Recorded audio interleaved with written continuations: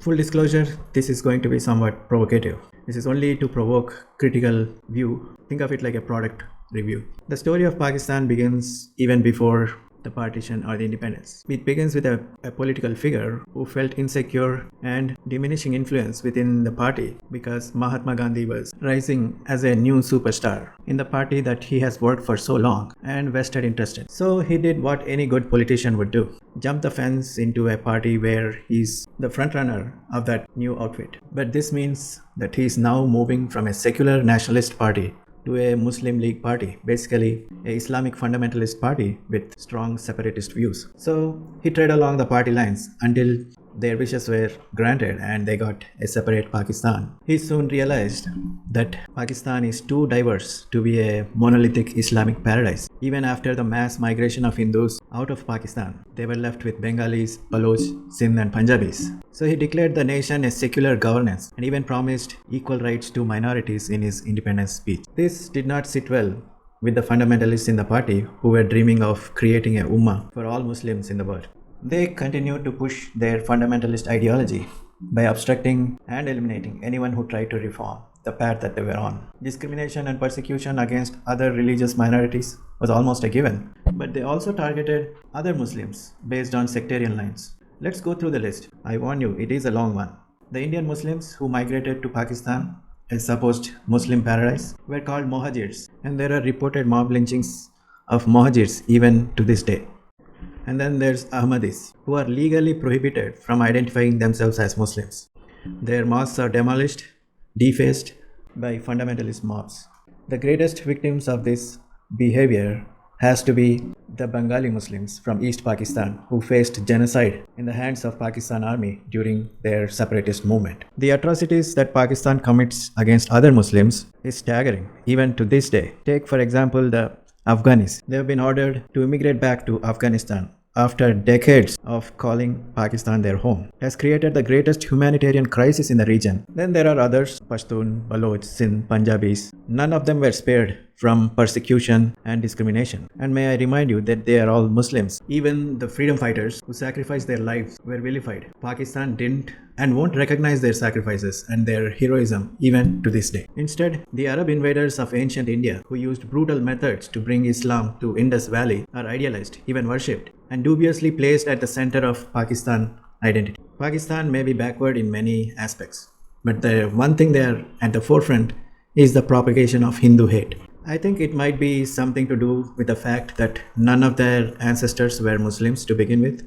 They all were Hindus. I'm not a psychologist, but I think there's a scope there for a psychoanalysis of self-hatred, denial of origins, and so on. Pakistan also actively promotes the narrative of plight of Muslim minorities in quote Hindu India. Let's break it down to the actual facts. There are 204 million Muslims in India. That's more than the entire population of Russia, North Korea, and Australia put together. Let's throw in New Zealand for a good measure. Even then, it falls short. Pakistan claims Muslims are being suppressed in India. Well, the former president of India and the rocket man, the pride and joy of India, is a Muslim. The most highly paid, adored Bollywood actors are Muslims. They are also the most awarded and talented. In sports, like cricket for example, stadiums and prestigious championships are named after Muslim sporting legends. Many of the Muslim sports professionals are loved and celebrated as country's pride, with more emerging superstars in the making. Even in matters of religion, take the curious case of Sai Baba, a Sufi fakir who is worshipped across India. Millions of Hindus and Muslims visit his temple in Shirdi. I don't think it's possible in any other country. Indian Muslims are thriving and achieving great heights that I would dare say that other Islamic countries can only dream of. Calling them helpless minorities is an insult and disservice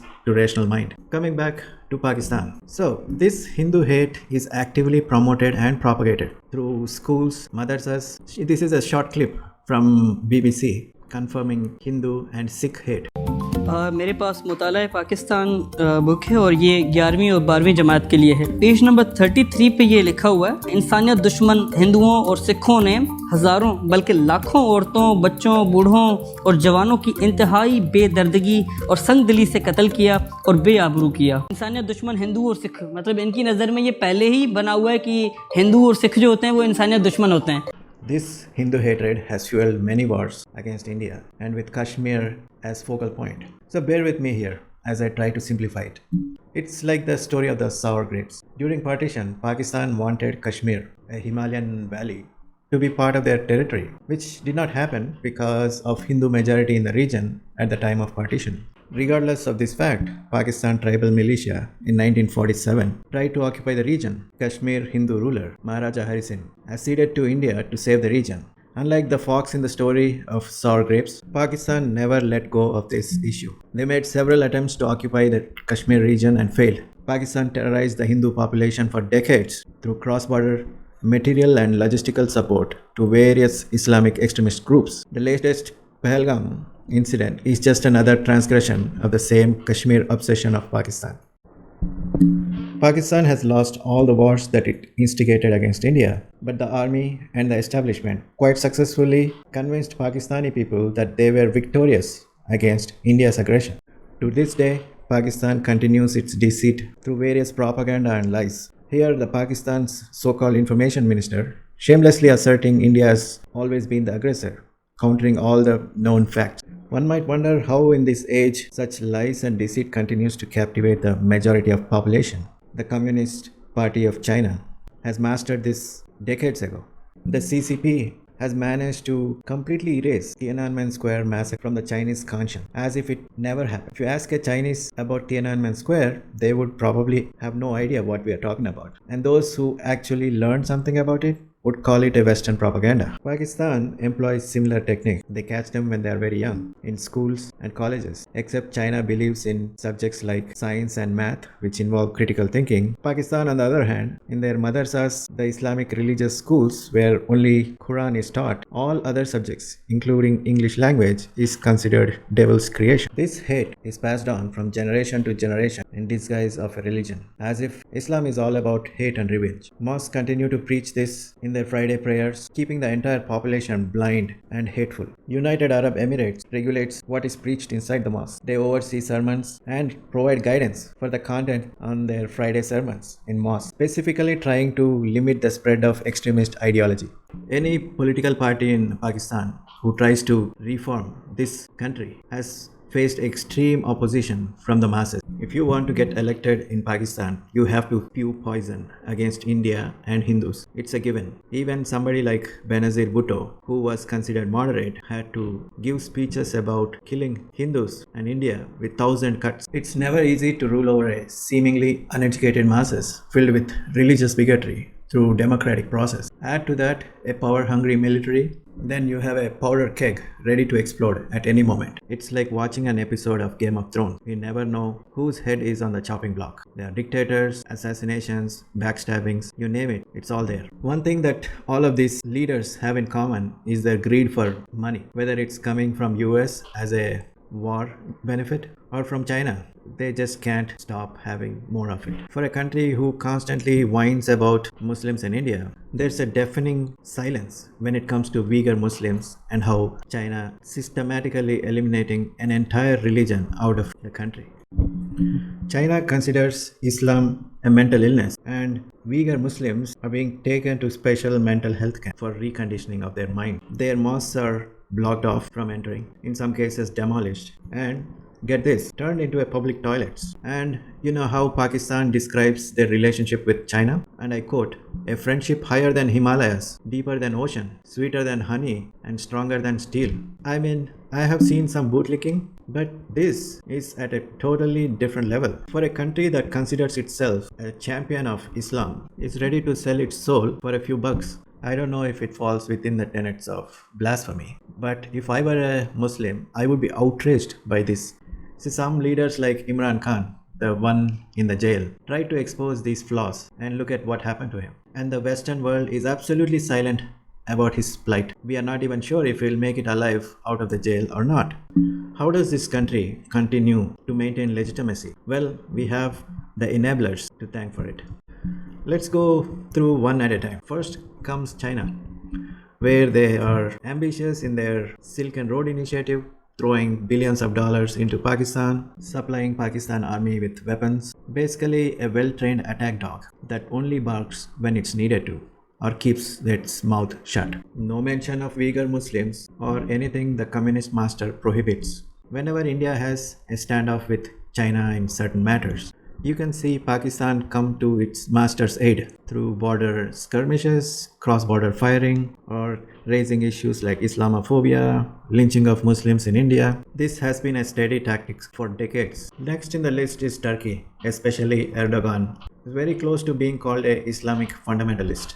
So Erdogan, in his own mind, thinking that he's supporting the Islamic cause, continues to support Pakistan with international support whenever Pakistan raises an issue about Kashmir in the UN, and as well as material or possibly logistic support to Pakistan army. And then there is Saudi Arabia, which mostly sticks with financial support and occasional issue-based support. And the most ridiculous support comes from OIC. It's the Organization of Islamic Cooperation, a body consisting of Islamic nations. If you leave them alone in a room, they would probably cut each other's throat based on sectarian lines. Being the only nuclear Islamic nation, Pakistan has purchased a blank check from this organization. Last but not the least, the latest entrant of these enablers is Bangladesh, which once used to be East Pakistan, a country that was subject to genocide by Pak army. Bangladesh has turned into a autocracy from democracy. It is now run by a microfinancing loan shark who profited by charging extravagant interest rate to the poorest of Bangladeshis. He rose to fame only because the Clintons gifted him a Nobel Prize through their power and influence, who is now cozying up to Pakistan, possibly turning Bangladesh into a second attack dog for China. USA joins the list of enablers by providing Pakistan with weapons and money to fight its own wars in Afghanistan or in surrounding regions. This is done in the name of national security for United States. But there are also some like Ilhan Omar, a misguided US congresswoman who had an unsanctioned personal visit to Galan Valley, which is supposed to be a honeymoon destination, and meets with Imran Khan, the former prime minister, who is a known playboy in his time. Soon after the court meeting, the congresswoman Ilhan Omar gave birth to an illegitimate idea that India is committing genocide across the border without any proof or substance. She must have felt like a god or goddess, if that's allowed in her faith, judging an entire population from thousands of miles away, not even setting a single foot in India to have a closer look. Airing these kinds of lies as legitimate only emboldens Pakistan's deceit. The truth about Pakistan has to be exposed to what it is. It's no champion of Islam, but as it stands, Pakistan is nothing but a favorite war whore of United States, as admitted by the Pakistan minister himself, and also playing a role of an attack dog for communists who believe Islam is a mental illness. It's up to the Muslims of this world to decide and let this charade continue and damage the reputation of their religion for political gains or put an end to it.